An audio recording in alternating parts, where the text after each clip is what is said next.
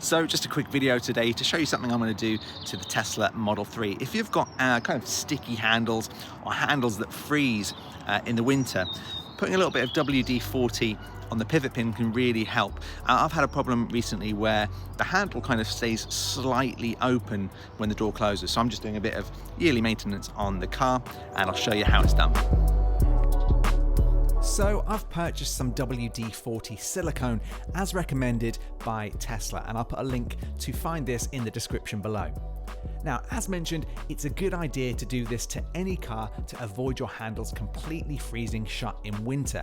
But I'm doing this also to improve the handles so they can completely open and close in the summertime too. So first of all, open your door handle and you'll see the pivot pin hidden behind the larger part of the door handle. Next, I'm going to grab a cloth, roll it up and put it in the door handle to ensure this stays open. Now, of course, you want to make sure to avoid using anything hard to avoid scratching your Tesla Model 3. Next, find the pivot pin and spray a little WD-40 into this area. Next, I'm going to open and close the handle a few times to ensure it's really worked in. And with that done, I'm going to do the rest of the handles on the car.